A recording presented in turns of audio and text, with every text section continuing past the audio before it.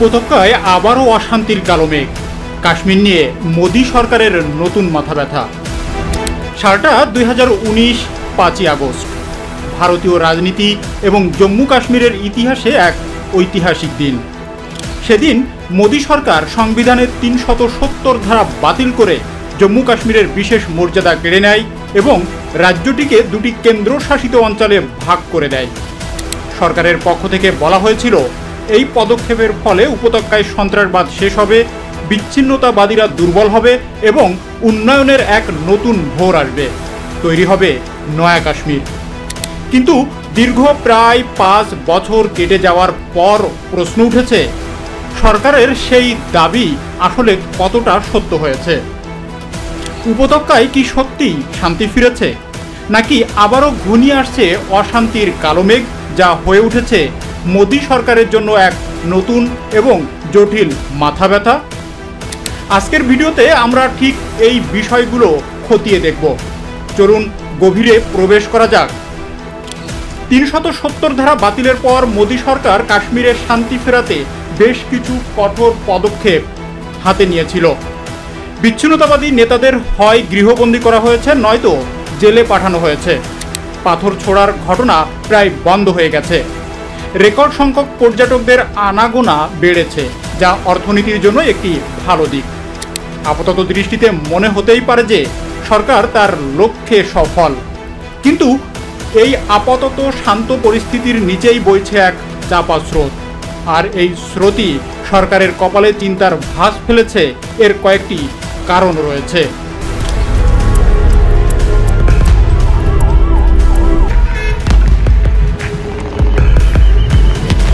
প্রথম মাথা ব্যথা, টার্গেটেড কিলিং বা বেছে বেছে হত্যাকাণ্ড। কাশ্মীরে এখন বড় ধরনের সেনা জঙ্গি সংঘর্ষ কমে এলেও এক নতুন সন্ত্রাসী মাথাচাড়া দিয়ে উঠেছে, আর তা হলো টার্গেটেড কিলিং।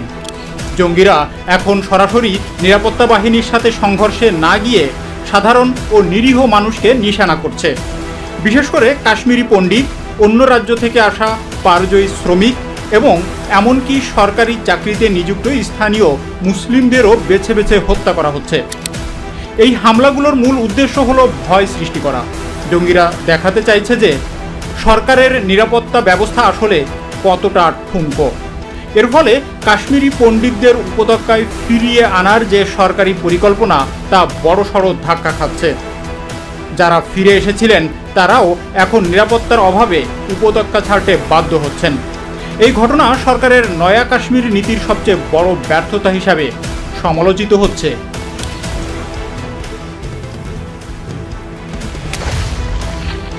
দ্বিতীয় মাথা ব্যথা, হাইব্রিড সন্ত্রাসবাদীর উত্থান।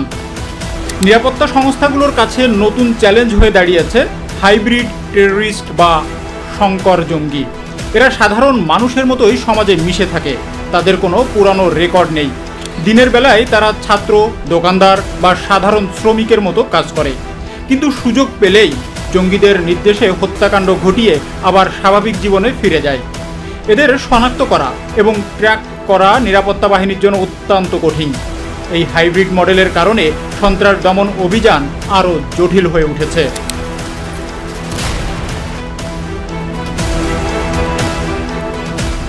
তৃতীয় মাথা ব্যথা, রাজনৈতিক শূন্যতা এবং গণতান্ত্রিক প্রক্রিয়ার অনুপস্থিতি। 370 ধারা বাতিলের পর থেকে জম্মু কাশ্মীরে কোনো নির্বাচিত সরকার নেই। সম্পূর্ণ শাসন ব্যবস্থা চলছে লেফটেন্যান্ট গভর্নরের মাধ্যমে, অর্থাৎ সরাসরি দিল্লির নিয়ন্ত্রণে। সরকার বারবার বিধানসভা নির্বাচনের আশ্বাস দিলেও তা এখনও বাস্তবায়িত হয়নি। এই রাজনৈতিক শূন্যতার কারণে স্থানীয় মানুষের মধ্যে ক্ষোভ এবং বিচ্ছিন্নতা বাড়ছে। তাদের মনে হচ্ছে তাদের কথা শোনার বা বলার কোনো গণতান্ত্রিক মঞ্চ নেই। যদিও সম্প্রতি পঞ্চায়েত এবং স্থানীয় স্তরে নির্বাচন হয়েছে, কিন্তু একটি পূর্ণাঙ্গ নির্বাচিত সরকারের অভাব সেখানকার মানুষের আস্থার সংকটকে আরও বাড়িয়ে তুলেছে। সমালোচকরা বলছেন, বন্দুকের জোরে শান্তি প্রতিষ্ঠা করা গেলেও মানুষের মন জয় করতে না পারলে সেই শান্তি কখনোই স্থায়ী হবে না।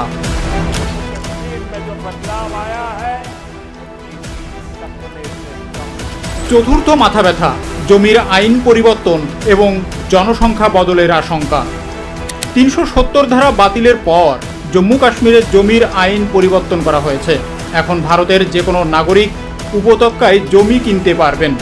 সরকারের মতে এটি উন্নয়নের জন্য এবং বিনিয়োগ আনার জন্য জরুরি, কিন্তু স্থানীয় মানুষের মধ্যে, বিশেষ করে কাশ্মীরি মুসলমানদের মধ্যে এক গভীর আশঙ্কা তৈরি হয়েছে। তারা মনে করছেন এটি আসলে কাশ্মীরের জনসংখ্যাগত চরিত্র বা ডেমোগ্রাফি বদলে দেওয়ার একটি দীর্ঘমেয়াদী পরিকল্পনা। এই ভয় সরকারের প্রতি তাদের আরও বেশি বিমুখ করে তুলছে। তাহলে মোদী সরকারের জন্য কাশ্মীরের নতুন মাথা ব্যথাটা ঠিক কি? মাথা ব্যথাটা হলো পরিস্থিতি আগের মতো নেই, কিন্তু ভালো হয়নি, বরং সমস্যাগুলো আরও জটিল এবং সূক্ষ্ম রূপ নিয়েছে। সরাসরি যুদ্ধ বা বড় ধরনের জঙ্গি হামলা কমেছে ঠিকই, কিন্তু তার জায়গায় এসেছে টার্গেটেড কিলিং এবং সাধারণ মানুষের মধ্যে নিরাপত্তাহীনতার ভয়। পাথর ছোড়া বন্ধ হয়েছে, কিন্তু তার বদলে তৈরি হয়েছে এক গভীর রাজনৈতিক ও মানসিক বিচ্ছিন্নতা। সরকার একদিকে পর্যটন এবং উন্নয়নের ছবি তুলে ধরে সব কিছু ঠিক আছে বা অল ইজ ওয়েল প্রমাণ করতে চাইছে, কিন্তু অন্যদিকে বেছে বেছে হত্যাকাণ্ড এবং রাজনৈতিক শূন্যতা সেই দাবিকে বারবার প্রশ্নবিদ্ধ করছে।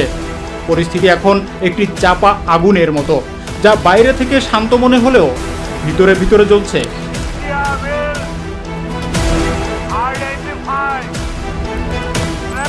এই নতুন এবং জটিল চ্যালেঞ্জ মোকাবেলা করাই এখন মোদী সরকারের সবচেয়ে বড় পরীক্ষা। কেবল নিরাপত্তা দিয়ে নয়, রাজনৈতিক ও মানবিক সমাধানের পথ না খুঁজলে উপত্যকার এই অশান্তির কালো মেঘ সহজে কাটবে বলে মনে করছেন না বিশেষজ্ঞরা। আপনারা কি মনে করেন, কাশ্মীরি সমস্যার আসল সমাধান কি হতে পারে? মোদী সরকারের পদক্ষেপগুলো কি সঠিক পথে এগোচ্ছে? আপনার মূল্যবান মতামত আমাদের কমেন্টস বক্সে জানাবেন। ভিডিওটি ভালো লাগলে লাইক ও শেয়ার করতে ভুলবেন না। আর এমন গভীর বিশ্লেষণমূলক ভিডিওর জন্য আমাদের চ্যানেলটি অবশ্যই সাবস্ক্রাইব করুন। ধন্যবাদ।